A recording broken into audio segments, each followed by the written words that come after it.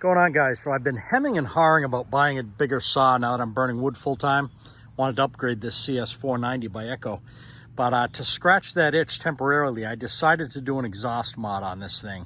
So I've already done it. I'm going to go ahead and run the saw through some wood, and then we'll talk about what I did afterwards. I'll give you my 2 cents on it.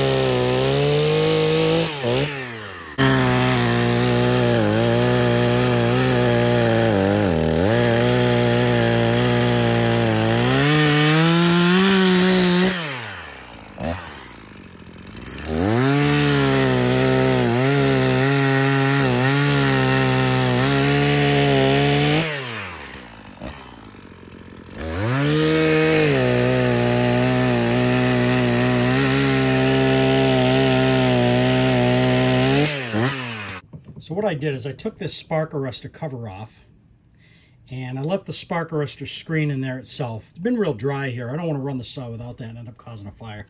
But behind this is, for lack of a better term, the spark arrestor tube. I went ahead and I removed that. And then the only other thing I did is I cut the opening on the front of this spark arrestor cover.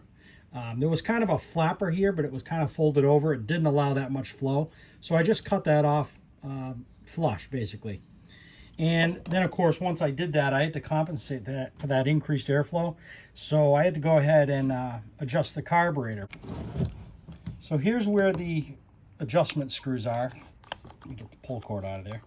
Here's where the adjustment screws are for the carburetor. When I took this thing apart, and there's a lot of videos on this, this is nothing new.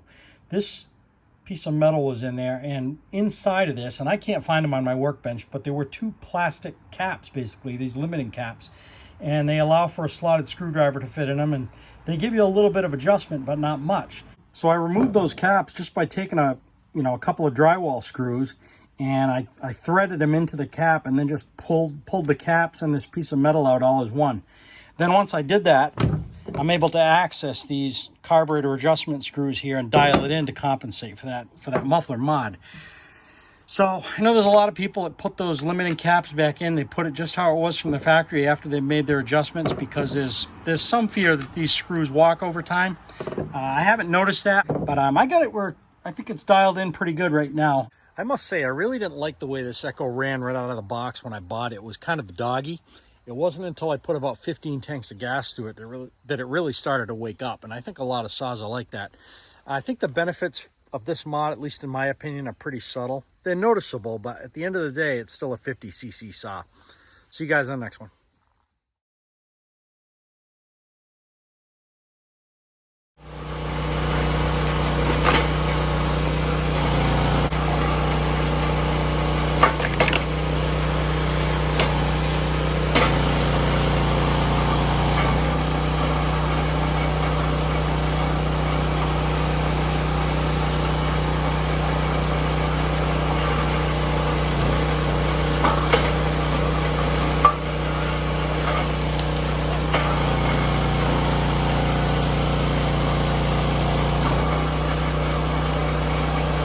So we had a tree service come in and drop this great big maple a few weeks back, and we're just in the process of bucking it up and splitting everything up. But this tree is full of metal. I destroyed 2 chains in the process, and this lag screw or eye screw, whatever you want to call it, that I just found in this big chunk is a perfect example. I'm not sure if there was a swing set hanging from this at one time or not, but this thing was buried in a great big round, so it's been there a long, long time. See the mark where it used to be.